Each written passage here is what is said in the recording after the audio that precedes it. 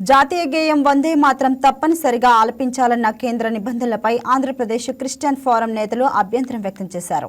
వందే మాత్రంలోని కొన్ని చరణాలు తమ మనోభావాలను దెబ్బతీసే విధంగా ఉన్నాయని వారు చెప్పారు. గతంలో వందే మాత్రంలోని 2 చరణాలు మాత్రమే ఆలపించాలని ఉన్న నిబంధనను కేంద్రం మార్చేసి చరణాలు ఆలపించాల్సిందేనని ఆదేశించడం సుప్రీంకోర్టు ఆదేశాలను ధిక్కరించినట్లు అవుతుంది అని ఆంధ్రప్రదేశ్ క్రిస్టియన్ ఫోరం నేతలు తెలిపారు. వందే మాత్రం ఆలాపన విషయంలో న్యాయ పోరాటం చేస్తామంటున్న ఆంధ్రప్రదేశ్ క్రిస్టియన్ ఫోరం నేతలతో special correspondent Chandu face to face.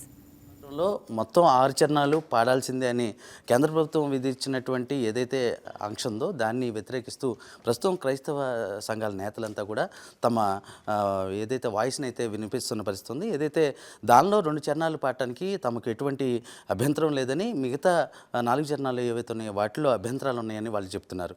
మనం వాళ్ళని తెలుసుకునే ప్రయత్నం చేద్దాం. అసలు ఎందుకని దాన్ని వద్దని మీరు ఎందుకని చెప్తున్నారు? కరెక్ట్ కాదు, వద్దని మేము చెప్పడమే కాదండి. ఆ కాలంలో రవీంద్రనాథ్ ఠాగూర్ గారు కూడా మొదటి 2 చరణాలు భారతదేశాన్ని చాలా అద్భుతంగా వివరించడం, భారతదేశ చరిత్ర గురించి, కల్చర్ గురించి, హెరిటేజ్ గురించి మాట్లాడింది. కాకపోతే మిగతా 3, 4, 5 చరణాలు ఏదైతే ఉన్నాయో అది కంప్లీట్గా దుర్గాదేవిని పొగుడుతూ దుర్గాదేవి అని వివరిస్తూ ఉన్నాయి చరణాలని ఆ రోజు రవీంద్రనాథ్ ఠాగూర్ గారు చెప్పారు.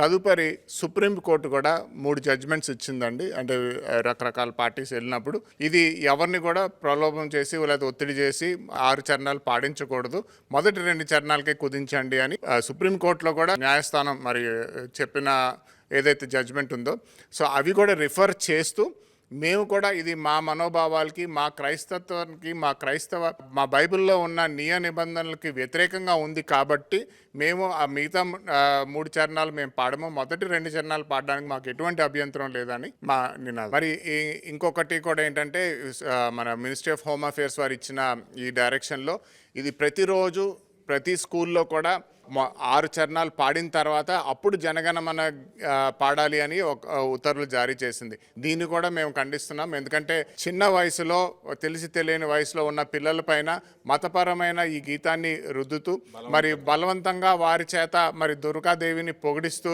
కార్యాచరణ చేపట్టాలన్న అనే ఆలోచన రీతిని కూడా మేము ఖండిస్తున్నాం.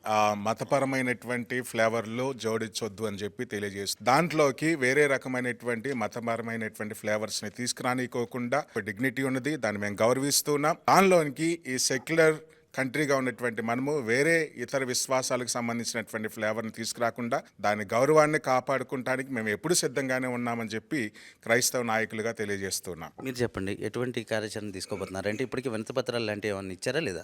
ఇప్పుడు ఇంకా కార్యాచరణ రూపొందిస్తున్నామండి. త్వరలో మేము వినతిపత్రాలు తీసుకుని అలాగే సుప్రీంకోర్టును కూడా మేము వెళ్తామండి. ఇప్పుడు ప్రస్తుతం ఉన్న పరిస్థితులు అంటే ప్రస్తుతం రాష్ట్రంలో మీరు ఇప్పటికే వినతిపత్రాలకు సంబంధించి ఒక కార్యాచరణని ఏర్పాటు చేసుకున్నారు. ముందు కాలంలో ఎటువంటి అంటే పోరాటం చేయబోతున్నారు?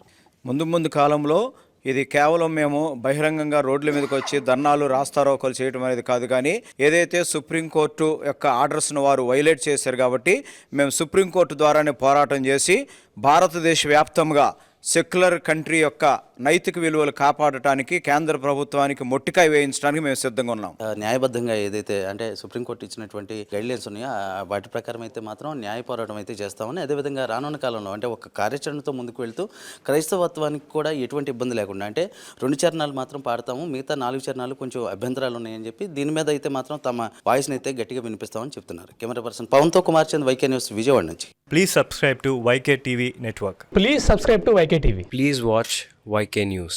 Don't forget to subscribe YK News channel.